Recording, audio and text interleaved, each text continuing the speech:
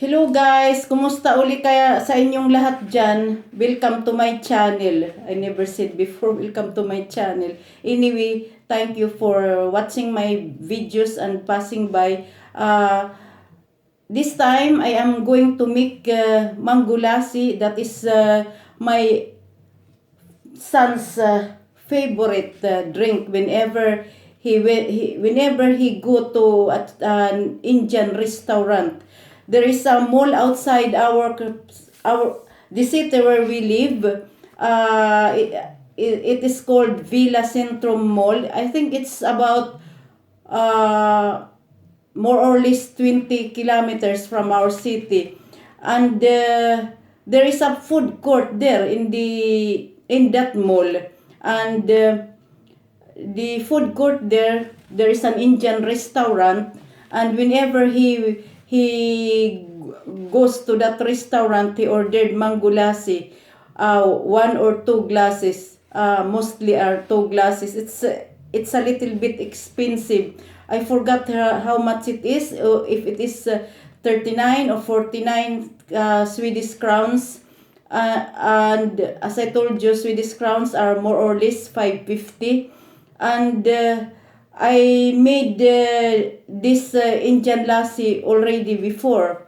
So I will tell you about mango lassi now.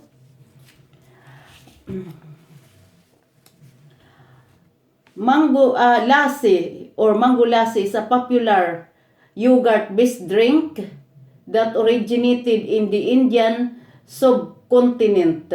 Lassi is a blend of yogurt, water, spices, and sometimes fruit. Namkeen, salty. Lassi is similar to dough, while sweet and mango lassi are like milkshakes. Lassi may be infused with cannabis in the form of bhang. Chas is a similar drink of a thinner consistency. Traditional namkeen, salty lassi. The traditional namkeen or salty form of lassi is more common in the Indian subcontinent. It is prepared by blending dahi or yogurt in English with water with added salt. The resulting beverage is known as salted lassi. This is similar to dough. Sweet lassi. Sweet lassi is a form of lassi flavored with sugar, rose water or lemon, strawberry or other fruit juices. Saffron lassis, which are particularly rich, are a specialty of Rajasthan and Gujarat in India and Sindh. Makaniya lassi is simply lassi with lumps of butter in it. Makhan is the Guratiya, Urdu, Hindi, Sindhi, and Punjabi word for butter. It is usually creamy like a milkshake. Mango lassi is made from yogurt, milk, and mango pulp and may contain added sugar. It is commonly served cold using sweetened kesar, mango pulp mixer with yogurt cream or ice cream.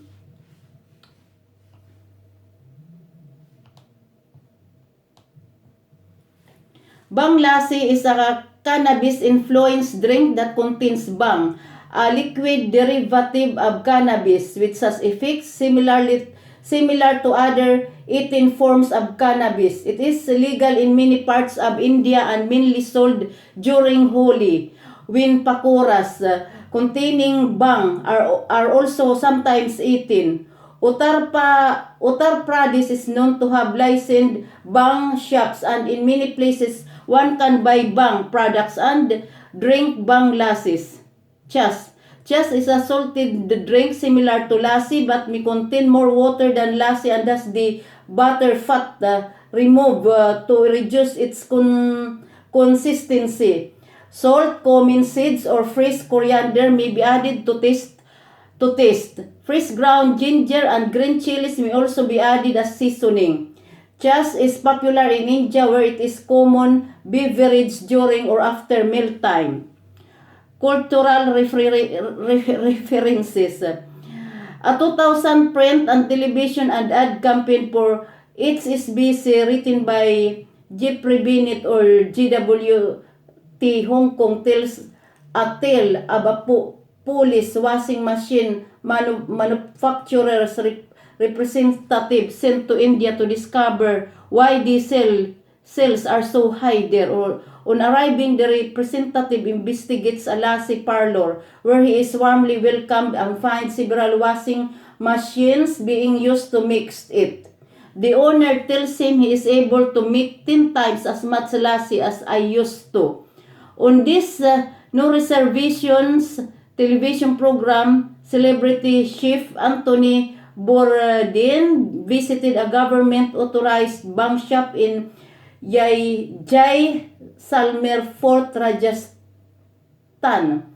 The proprietor offered him 3 varieties of bang lassi, normally strong, super duper strong, and full powered 24 hours, no toilet, no shower.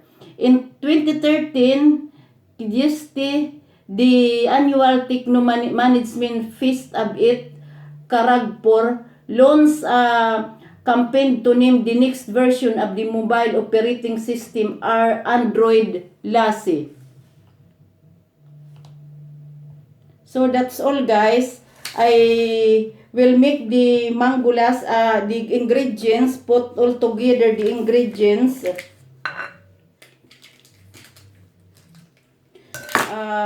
250 grams of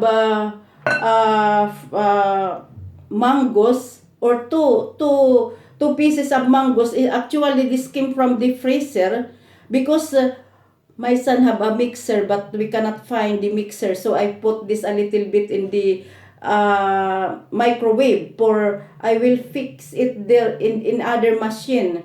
So 250 grams of mangoes. This is the mango.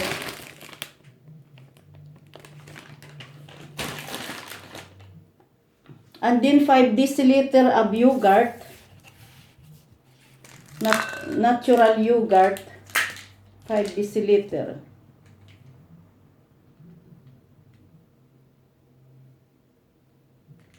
One, two, three,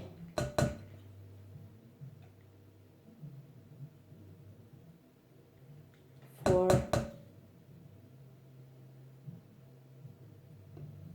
5. 3 deciliter of milk.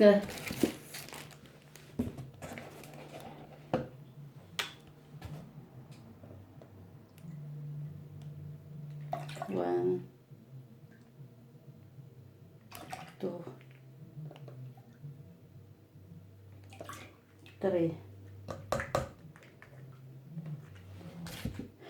And I will just mix this in the machine.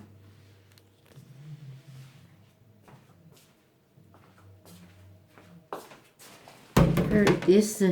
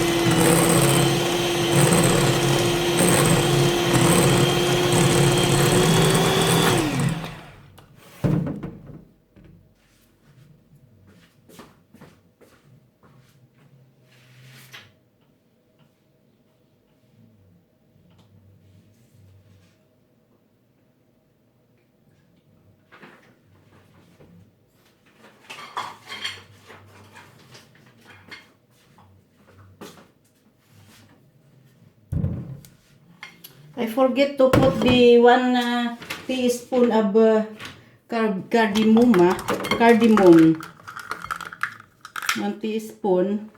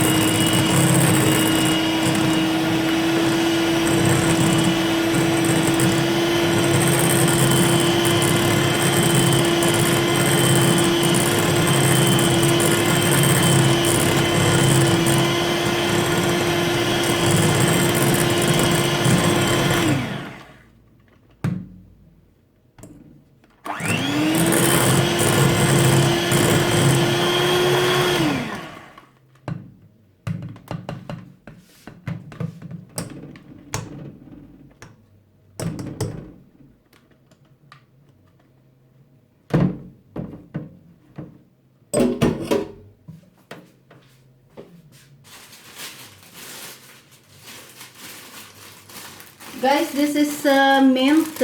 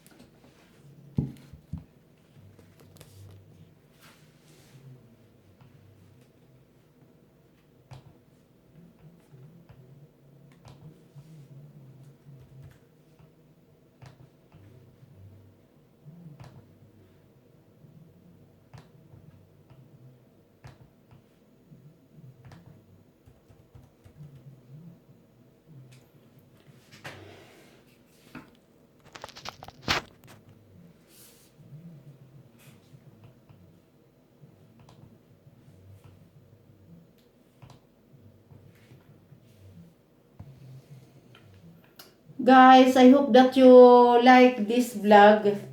This is the blood from the minta. Bye-bye.